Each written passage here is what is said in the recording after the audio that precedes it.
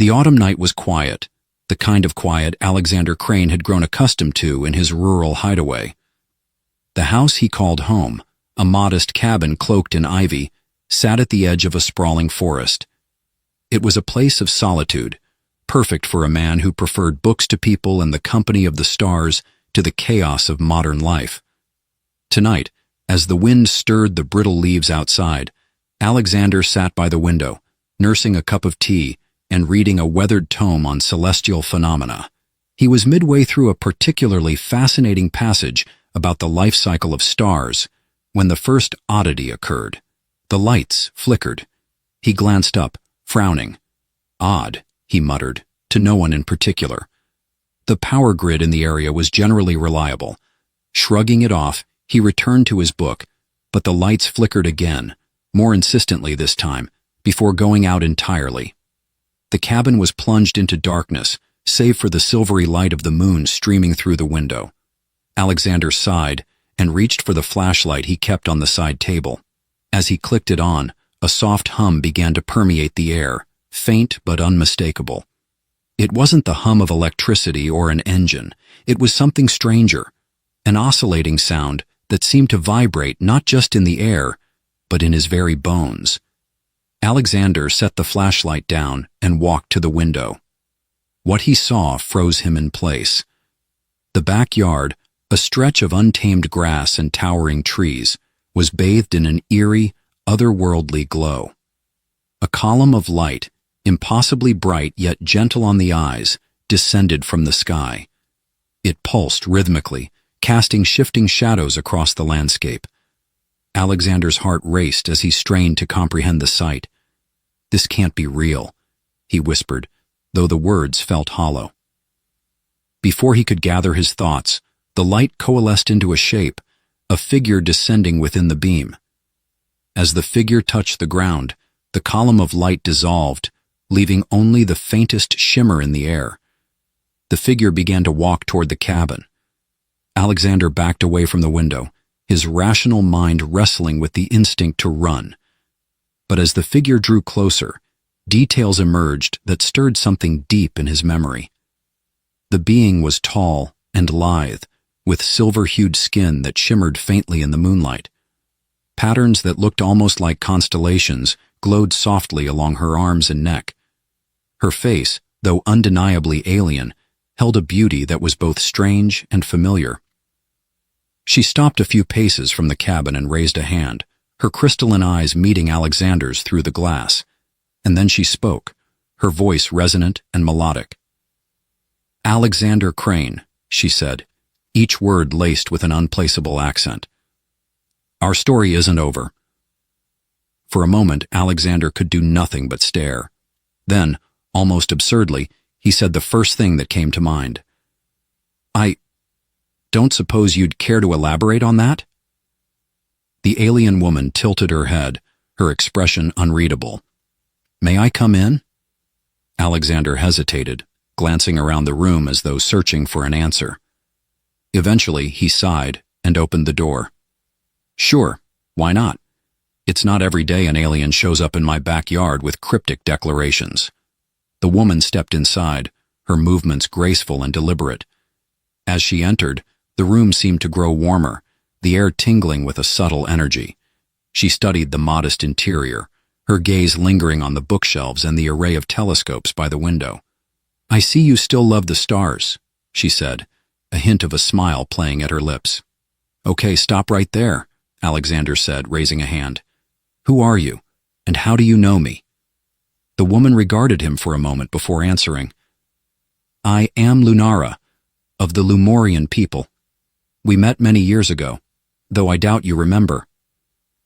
Alexander frowned, racking his brain for any memory that might explain this bizarre encounter. "I think I'd remember meeting someone like you," he said, his tone skeptical. Lunara's smile deepened, though it was tinged with sadness. "It was a brief encounter, but significant. You were exploring beyond your world, curious, adventurous. You found me, and we shared something rare." "Shared what, exactly?" "Time," she said simply, "and understanding, but circumstances tore us apart." Alexander opened his mouth to respond, but found himself at a loss. The idea was preposterous, yet something about her words resonated. He shook his head, trying to dispel the fog of confusion. "Let's assume for a moment I believe you. Why are you here now?" Lunara's expression grew serious. "Because I need your help. My people are in grave danger, and I believe you may hold the key to their survival." Alexander blinked. "Me? You've got the wrong guy. I'm a nobody. Just a man with a fondness for stargazing and a knack for burning toast." Lunara arched an elegant brow. "You underestimate yourself, Alexander. There is more to you than you realize." Before he could protest, a low chime sounded from the device strapped to her wrist. She glanced at it, and then back at Alexander. "I can explain everything, but not here. Time is short." Alexander threw up his hands. "Of course it is. It's always short in situations like this, isn't it?" Lunara's lips twitched, as if suppressing a laugh. "You haven't changed," she said softly. "Well, I'm glad someone finds this amusing," Alexander muttered. Despite the absurdity of the situation, a part of him, buried beneath layers of disbelief, was intrigued. Who was this alien woman, and what did she mean by their story not being over? And, perhaps more unsettling, why did he feel as though she was right? As questions swirled in his mind, Lunara extended a hand. "Will you come with me?" Alexander stared at her, then at the strange shimmer of energy still lingering around her form. With a deep breath, he made his decision. "I guess it's not every day you get a chance to save an alien race," he said, taking her hand. "Lead the way, Lunara." The night swallowed them as they stepped outside, the first chapter of their shared journey beginning anew under the watchful gaze of the stars. Alexander's first impression of the celestial whisper was that it was alive. As Lunara guided him up the ramp, he marveled at the strange, organic design of the ship. The walls pulsed faintly, a soft rhythm that reminded him of a heartbeat, and the floor beneath his feet felt pliable, almost like flesh. "Is it supposed to feel squishy?" he asked, shifting uncomfortably. Lunara glanced back, amused. "The whisper is bioengineered. She's not a machine in the way you understand. Think of her as a symbiotic partner." "Right," Alexander said, his voice tinged with skepticism. "So I'm walking inside something that's technically alive. That's not unsettling at all." As they entered the main chamber, the ship's interior opened into a space that seemed impossibly vast. Bioluminescent tendrils arched across the ceiling, casting a soft, shifting light over the room. Panels of translucent material displayed star maps, which shifted and realigned as the ship hummed with quiet energy. A voice, rich and sardonic, echoed through the chamber. "Ah, the human arrives. How quaint." Alexander jumped. "Who said that?" Lunara gestured toward a glowing orb embedded in the wall.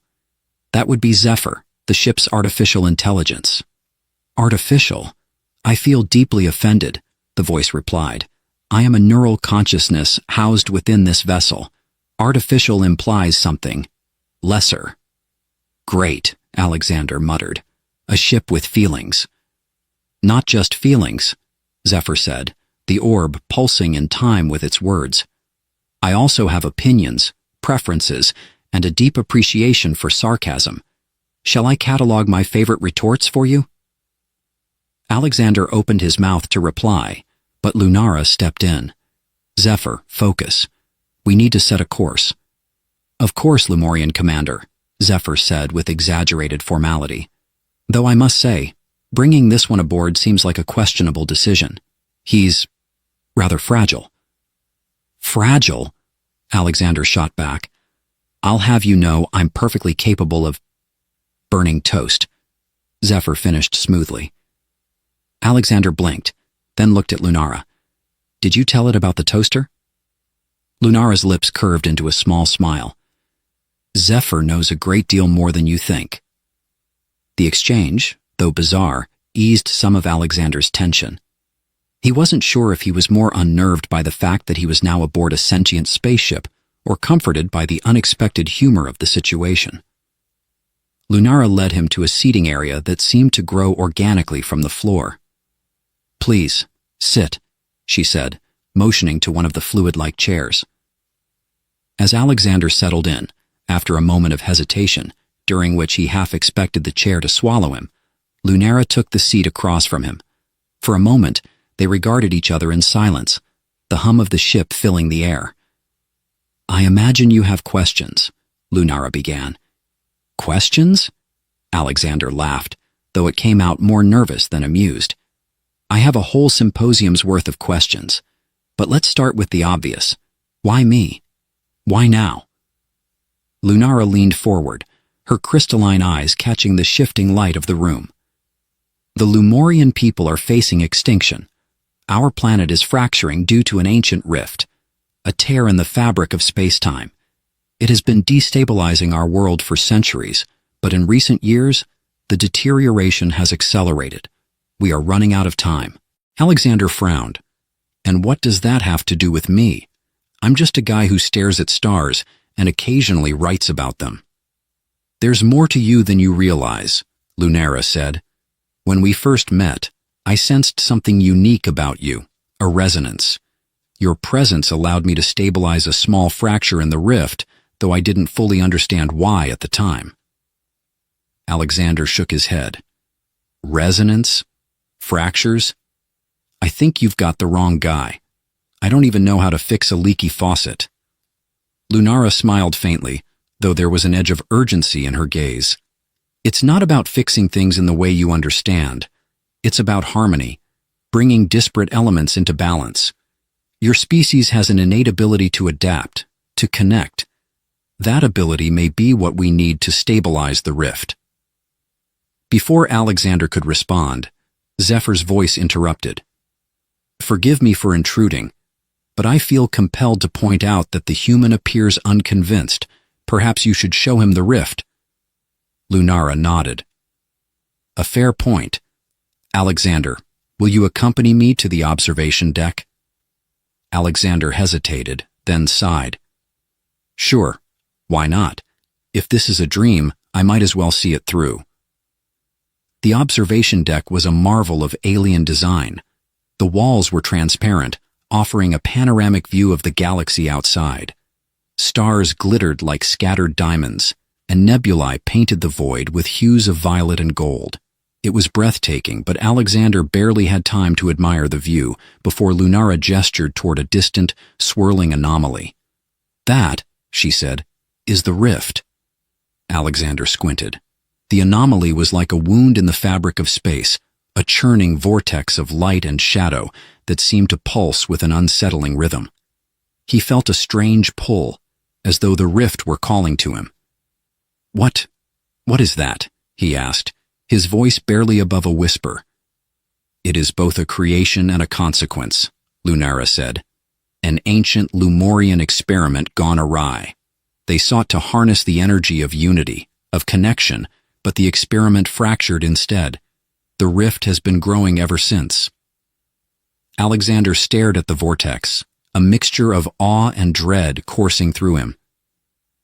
"And you think I can do something about that?" "I believe you must," Lunara said.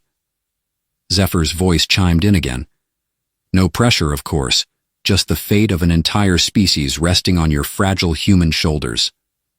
Alexander let out a short laugh, shaking his head. "This is insane." "Yes," Lunara said, her expression softening. "But sometimes insanity is where hope resides." Alexander turned back to the rift, his mind racing. He didn't know what to believe, but one thing was certain. His quiet life was over. Whatever came next, it would be anything but ordinary. The celestial whisper sailed through the endless void of space, its bioluminescent tendrils glowing faintly as it navigated the starlit expanse. Alexander stood near a translucent viewport, watching nebulae bloom in distant hues of amethyst and emerald.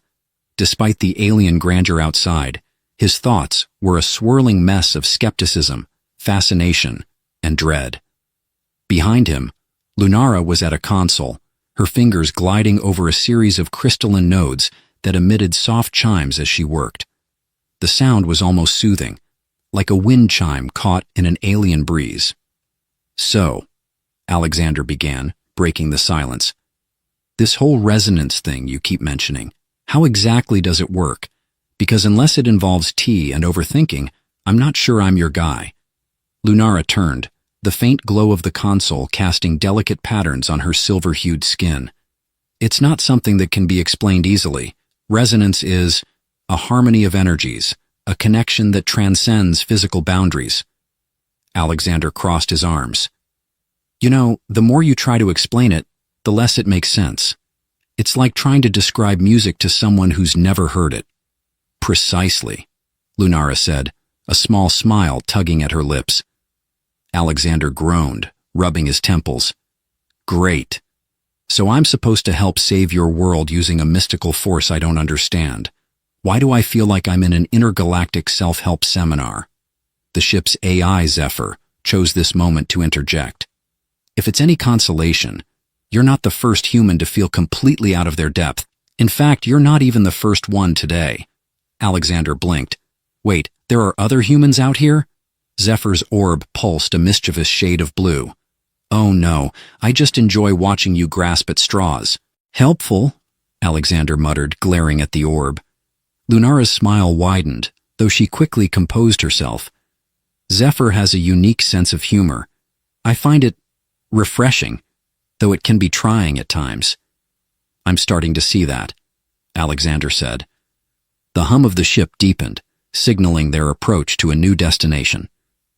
Lunara gestured for Alexander to follow her to the command platform, where a series of holographic projections displayed their trajectory. "We're nearing the rift," she said. Alexander felt a pang of unease. "The big glowing space tear from earlier?" "Yes." "Fantastic. I was just starting to relax." As they approached, the rift loomed larger, its swirling energy casting an eerie glow across the viewport. It was more than a visual anomaly. Alexander could feel its presence, a faint vibration in the air that seemed to resonate in his chest. "What's it doing to me?" he asked, his voice tinged with alarm. Lunara glanced at him, her expression serious. "The rift reacts to those who can influence it. Your resonance is being drawn out." "Wonderful," Alexander said, his tone dripping with sarcasm. "It's like being drafted into a cosmic talent show." Zephyr chimed in, its voice uncharacteristically serious. "Be careful, human. The rift is not just a tear in space. It's a wound in the fabric of existence. It has a way of unmaking those who approach it unprepared." "Unmaking?" Alexander repeated, his heart skipping a beat. "That's not ominous at all." Lunara placed a hand on his shoulder, her touch cool but reassuring. "You're not alone in this, Alexander. I will guide you." He nodded, though his confidence was far from solid. The celestial whisper slowed as it entered the rift's vicinity, the ship's tendrils glowing brighter in response to the heightened energy.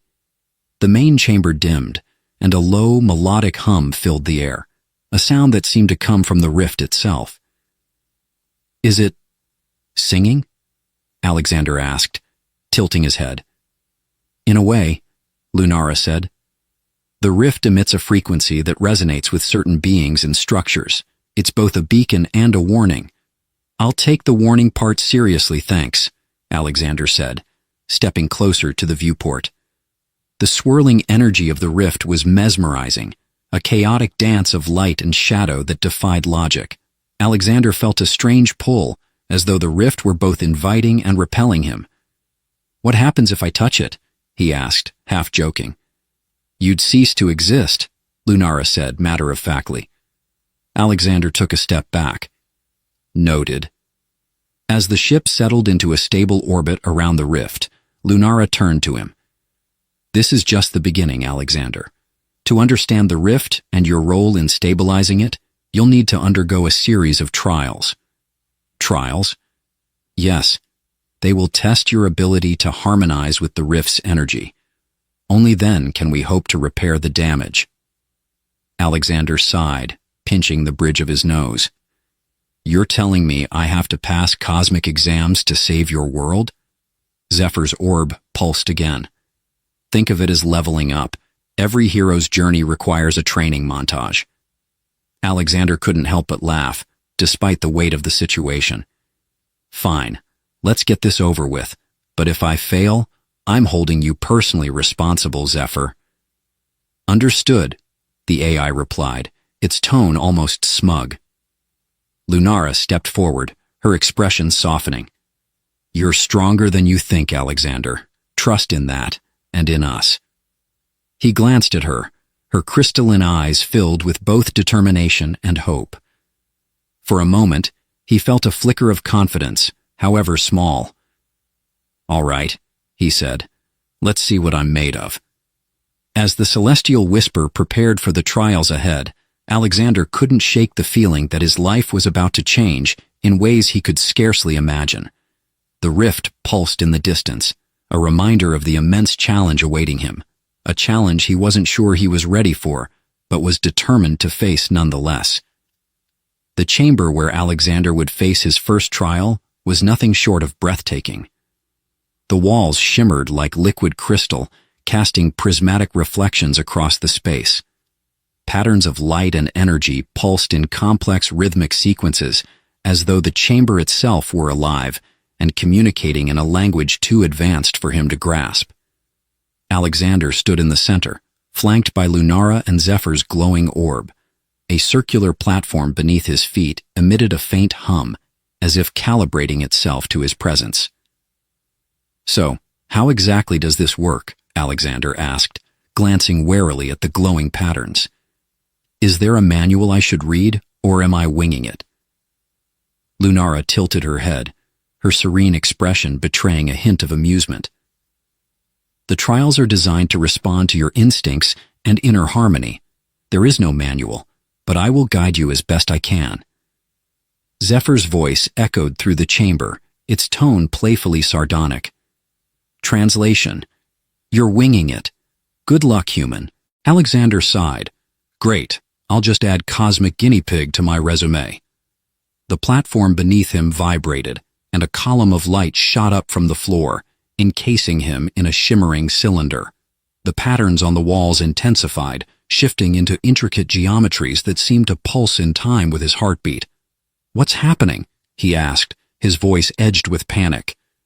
The chamber is attuning to you, Lunara explained. It's reading your energy, your thoughts, your essence. Alexander blinked. It's reading my essence? That sounds alarmingly invasive. Think of it as a cosmic medical checkup, Zephyr quipped. Only instead of a lollipop, you might get obliterated if you fail. Not helping, Zephyr, Alexander snapped. The cylinder of light flickered, and suddenly, the space around him changed. He was no longer in the chamber, but standing in a vast, otherworldly landscape. The ground beneath his feet was a translucent surface that shimmered like glass, and above him, the sky was a swirling tapestry of colors that defied logic. Where am I? He muttered, turning in a slow circle.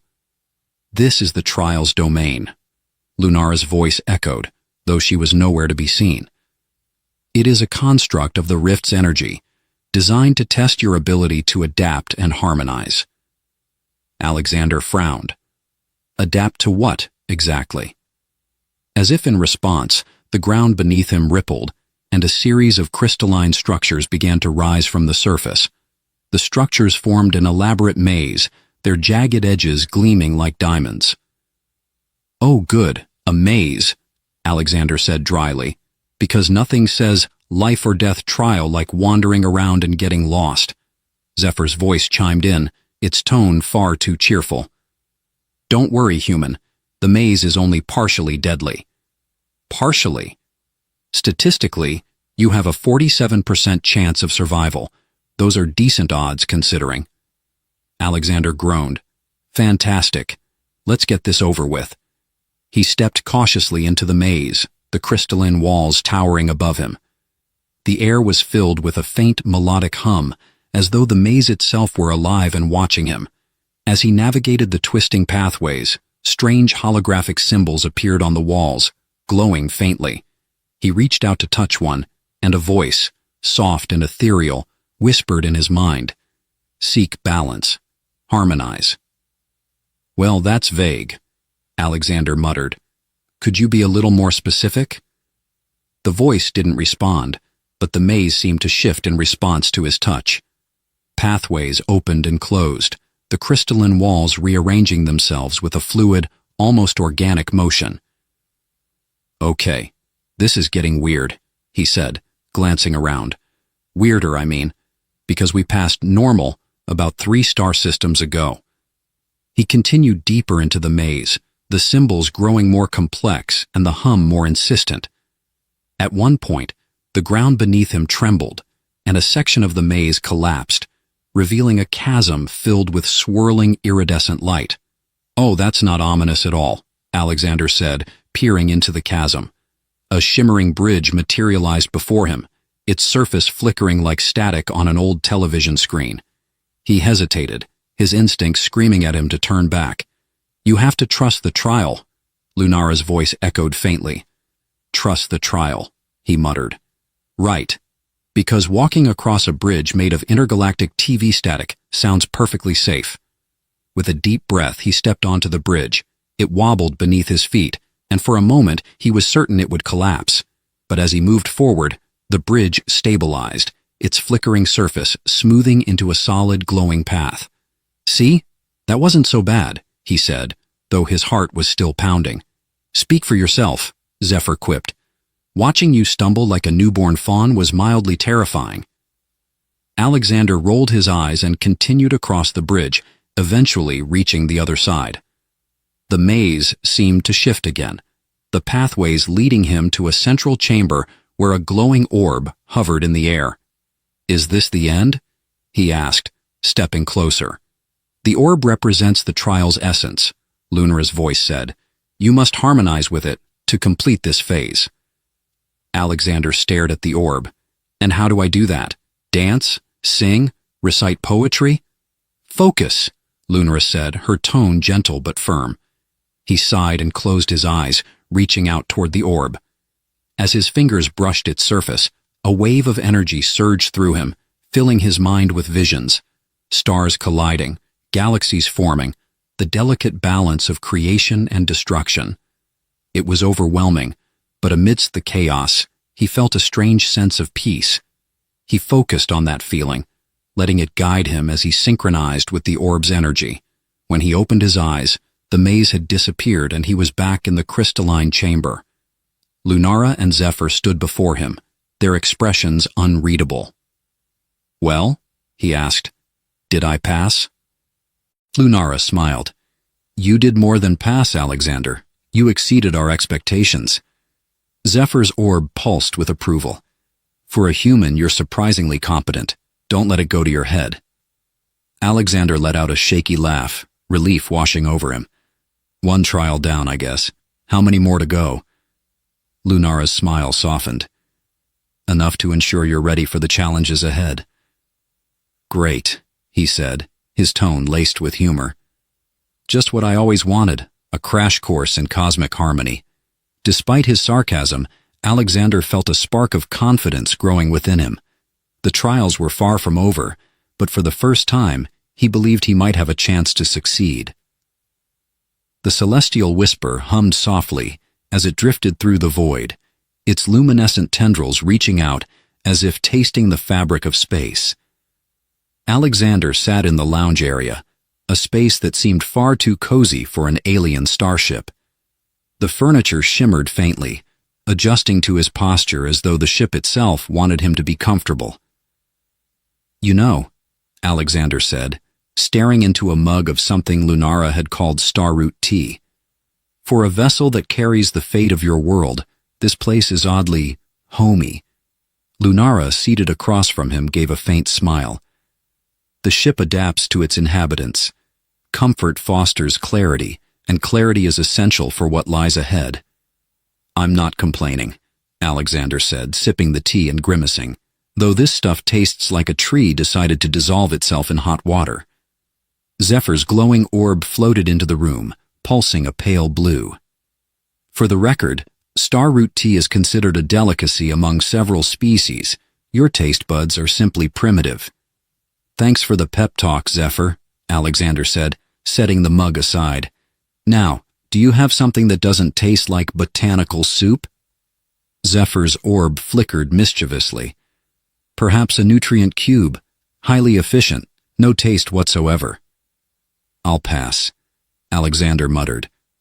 Lunara chuckled softly, the sound like a wind chime caught in a gentle breeze. Alexander, we need to prepare for the next trial. It will not test your harmony with the rift, but your understanding of what binds us to it. He leaned back, crossing his arms. Translation: I'm about to take a crash course in cosmic philosophy. In a way, Lunara said. She gestured toward a panel on the wall, which dissolved to reveal a swirling holographic display of her planet, Ethera. The vibrant greens and blues shimmered with an almost hypnotic energy, and Alexander felt a pang of longing for Earth, though he couldn't say why. What am I looking at? He asked. My home, Lunara said softly. But this is not its present state. This is Ethera as it once was, whole, thriving, in harmony with the cosmos. Alexander studied the image, noting the intricate patterns of light that seemed to flow across the planet's surface. Those lines, what are they? The ley threads, Lunara explained. They are the lifeblood of our world, channels of energy that connect every living thing. When the rift appeared, it severed many of these threads, causing imbalance and chaos. So, your planet's on life support, Alexander said, his tone serious. In a sense, yes, Lunara replied. And the rift is not just a wound, it is a message, a reflection of what we have lost. Alexander rubbed the back of his neck. And I'm supposed to fix this somehow. No pressure. You're not alone, Lunara said, her voice gentle. And before we proceed, you must understand why this resonance between us exists. He raised an eyebrow. You keep mentioning that. Resonance, connection, destiny. It's all very poetic, but I'm not sure I buy it. Then allow me to show you, Lunara said. Before Alexander could respond, the chamber around them dissolved into a cascade of light.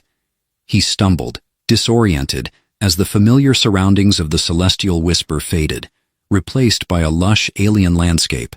Towering trees with glowing leaves swayed in an unseen breeze, and the air was filled with the hum of countless unseen creatures. What is this? He asked, turning in a slow circle. A memory, Lunara said, her voice distant. This is Ethera. Many cycles ago. This is where we first met. Alexander froze. Wait, what? The scene shifted, and he found himself standing in a clearing. In the center stood a younger version of Lunara, her silver-hued skin glowing faintly in the twilight. Beside her was a man who looked eerily familiar. That's... Alexander trailed off, staring at the figure. Is that me? A version of you, Lunara said, appearing beside him. Many years ago, your essence found its way to Ethera. You were different then, curious, fearless, and deeply connected to the energy of the universe. Alexander watched as the younger version of himself laughed, gesturing animatedly as he spoke with Lunara. There was an undeniable warmth between them, a connection that seemed both ancient and immediate. I don't remember any of this, he said quietly. You wouldn't, Lunara replied. When you returned to your world, the resonance between us was severed. The memories faded, as they were never meant to remain with you. He turned to her, his expression conflicted. And now you're saying I'm supposed to pick up where that version of me left off?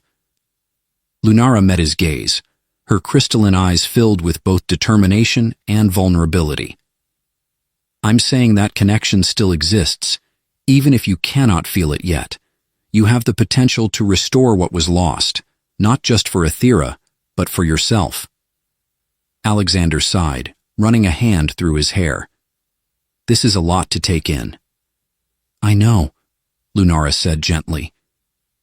The scene began to dissolve, the vibrant landscape fading into the familiar interior of the ship. Alexander found himself back in the lounge, the weight of what he had seen pressing heavily on him. I don't know if I can do this, he admitted. You can, Lunara said. The trials are not just about saving Ethera. They are about rediscovering who you are, who you've always been. Zephyr floated closer, its orb pulsing softly. For what it's worth, human, I believe in you. Mostly because if you fail, we're all doomed, and I find existence mildly entertaining.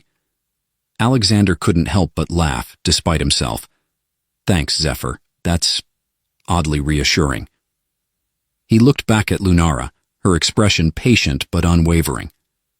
All right, he said. Let's do this. But if I start glowing or sprouting extra limbs, I'm blaming you. Lunara's lips curved into a small smile. Noted.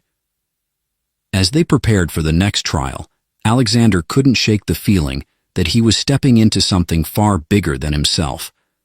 The weight of the past and the uncertainty of the future loomed large, but for the first time, he felt a flicker of hope, a belief that maybe, just maybe, he could rise to the challenge.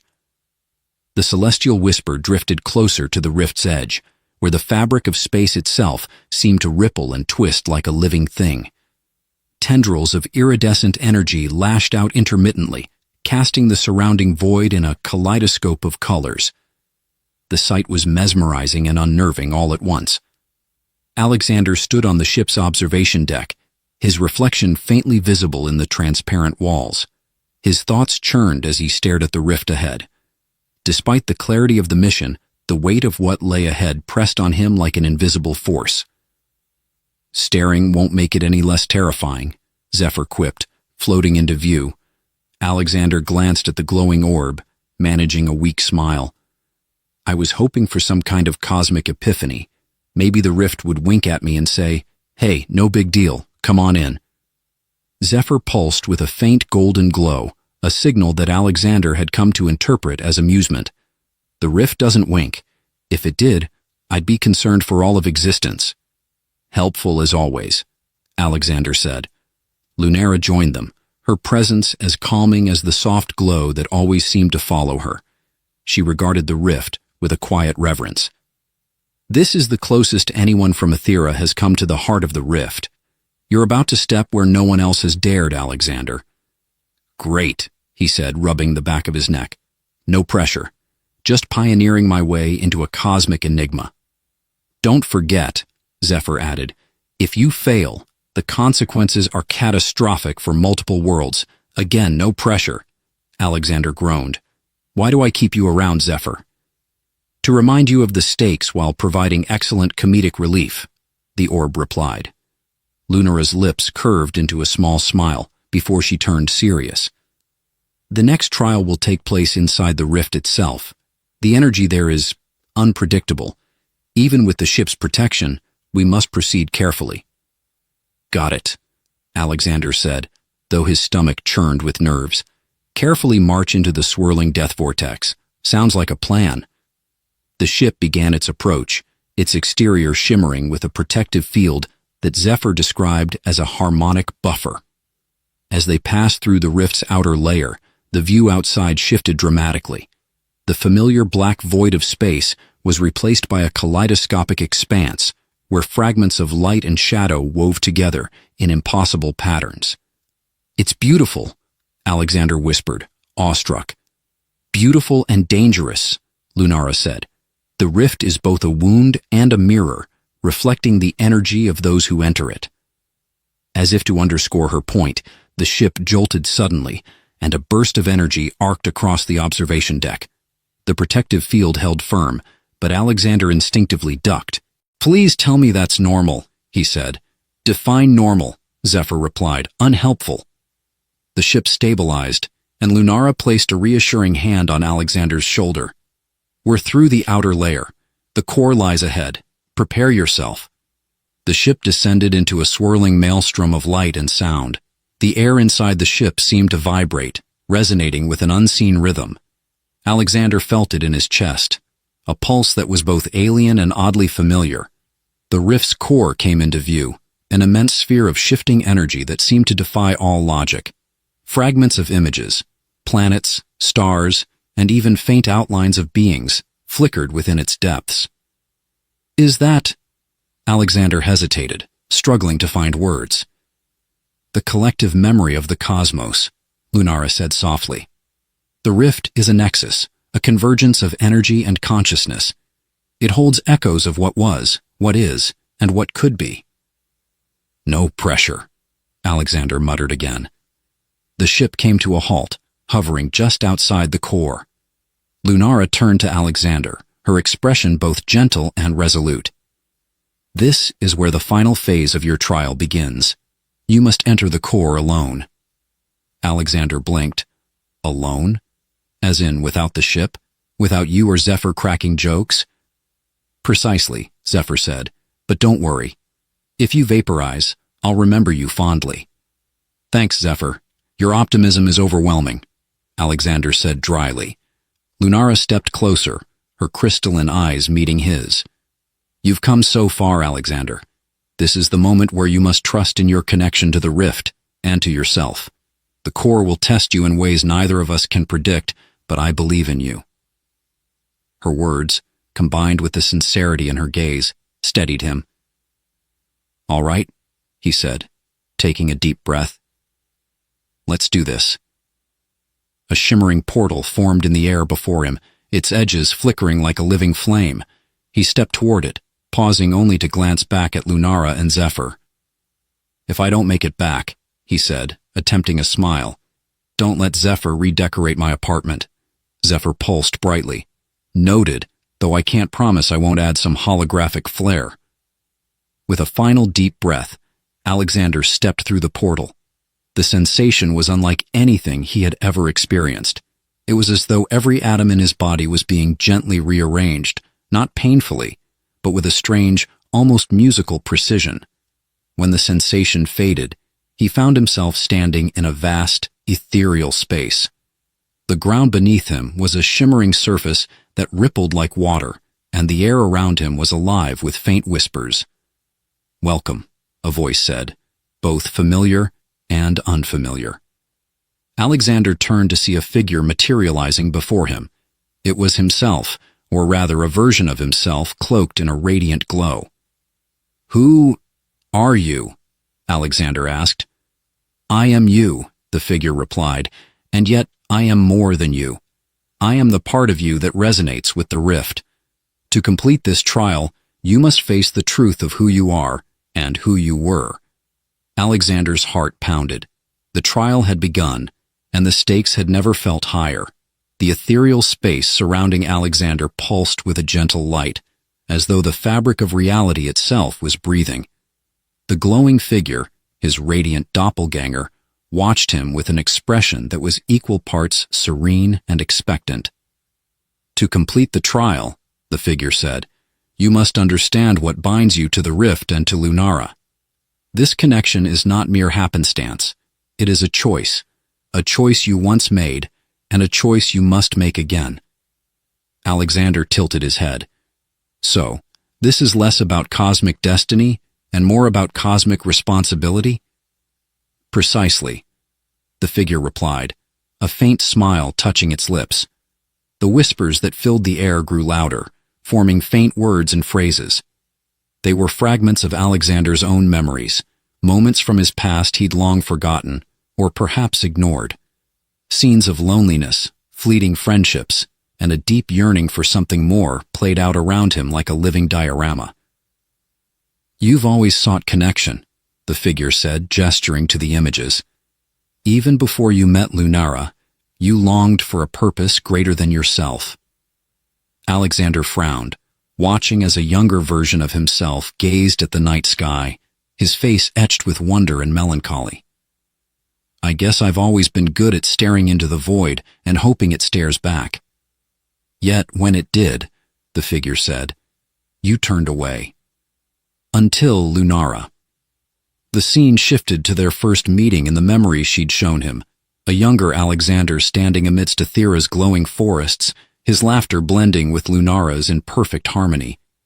The connection between them was palpable, a thread of energy that seemed to transcend time and space. "So what happens if I choose wrong?" Alexander asked, his voice tinged with unease. The figure's expression grew solemn. "There is no wrong choice, There is only the path you create, but know this, the rift will remain wounded and Aethera's fate uncertain if you walk away.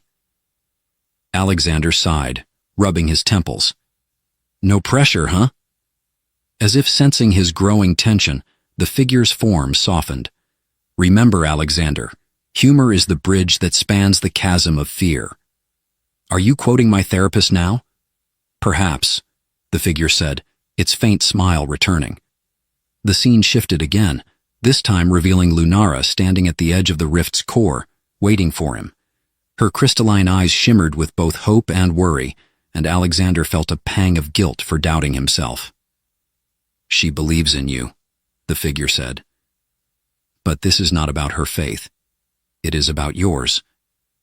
Alexander closed his eyes, letting the strange harmony of the space fill him.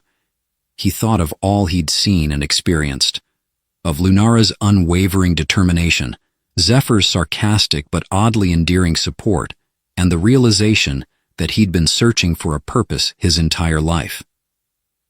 I think I get it now, he said, opening his eyes. The figure nodded. Then make your choice. With a deep breath, Alexander reached out toward the shimmering energy around him. The rift pulsed in response, a rhythm that matched the beating of his own heart. As he focused, he felt a surge of warmth and light, a resonance that flowed through him like an old, familiar melody. The figure dissolved into a cascade of light, its voice echoing in his mind. Remember who you are, and the threads you weave. When Alexander stepped back onto the celestial whisper, Lunara's expression shifted from worry to relief. You've done it, she said softly. Barely, Alexander replied, leaning against a wall. I feel like I just had a staring contest with the universe. Did you win? Zephyr asked, floating into the room. Jury's still out, Alexander said with a weak grin. The rift outside the ship began to shift, its chaotic energy calming into a steady, rhythmic flow. The colors softened, and the tendrils of light retracted, leaving a tranquil, radiant core.